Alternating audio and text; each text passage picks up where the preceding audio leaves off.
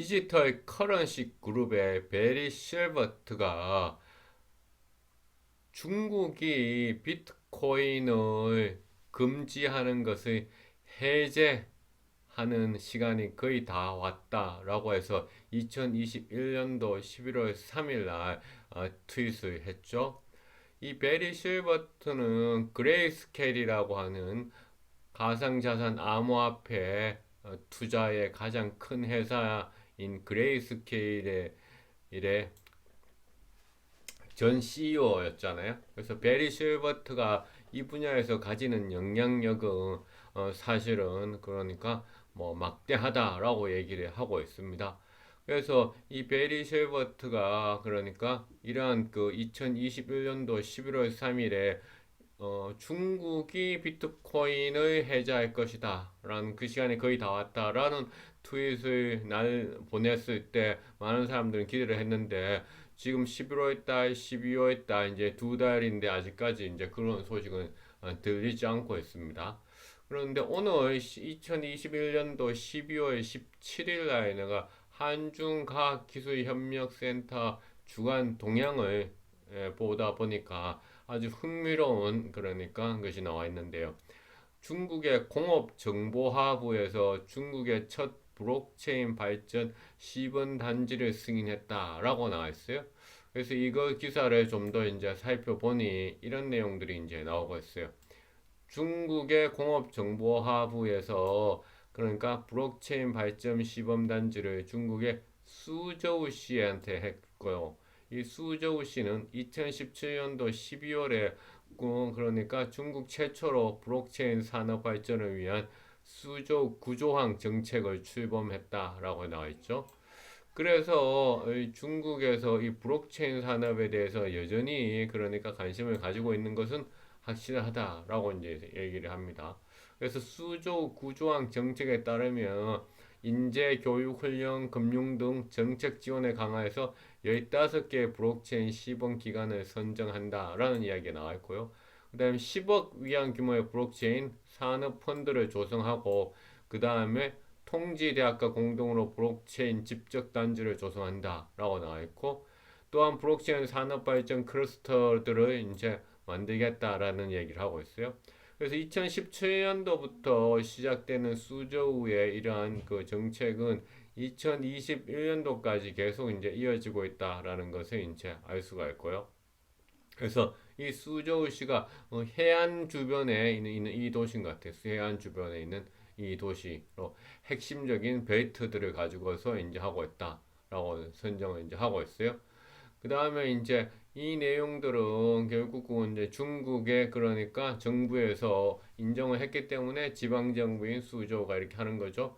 그래서 여기 보면 또 이런 얘기예요. 산업은행 시범국에서 중앙은행은 디지털 통화유통, 가기금융, 산업인터넷 등 다양한 분야에서 40여 개의 응용 환경을 발굴했으며 블록체인 관련 기술 응용 기업 178개나 보유하고 있다라고 나와 있죠.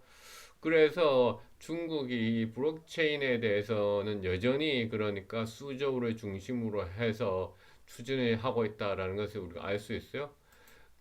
이 과학기술협력센터의 뉴스레터에 보면 또 하나 이제 관계되는 것이 나와 있는데 뭐가 나와 있느냐면은 중국에서의 신경제 그죠? 500대 기업을 선정했다라는 뉴스가 있는데 신경제 500대 기업이 뭔가라고 이제 내가 이제 들어가 보니 중국의 신경제 500대 기업에는 텐센트, 알리바바 이런 그룹들이 있는데 눈에 띄는 것이 바로 이 엔트 그룹이에요. 엔트 그룹.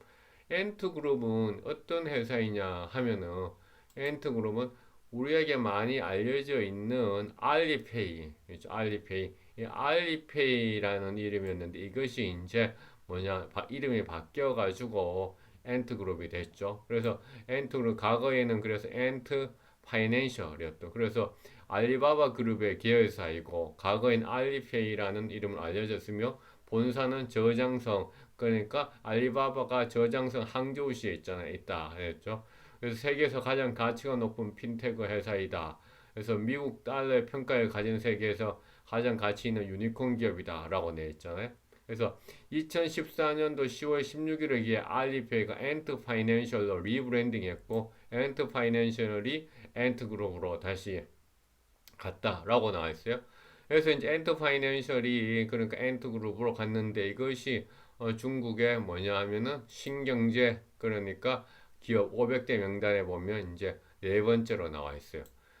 그런데 이 엔트 그룹이 또 하나 이제 흥미로운 것이 이제 트론에 들어가 가지고 우리가 트론이 그러니까 POS 프로프 오브 스테이크에서 위임 지분 방식의 암호화폐잖아요. 그래서 우리가 스테이킹이라는 정기 예금을 할 때 그러니까 누구한테 맡길 것인가 그래서 정기 예금 이율을 많이 주는 것을 하잖아요.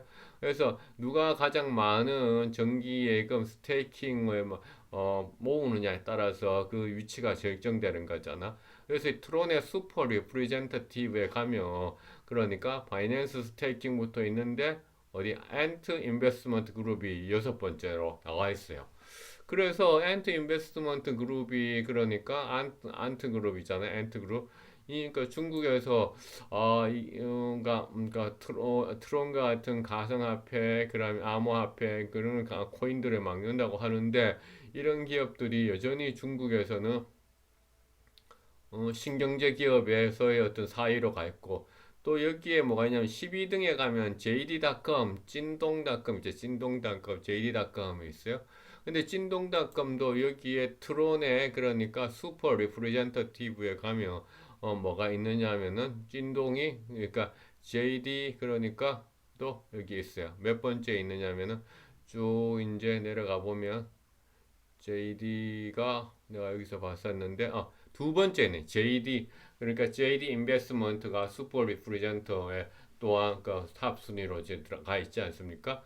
그래서 여전히 그러니까 이 중국이 그러니까 블록체인 그 다음에 거기서 이제 기반되는 암호화폐 비트코인에 대해서는 관심을 가지고 있고 충분히 하고 있다라고 생각을 합니다.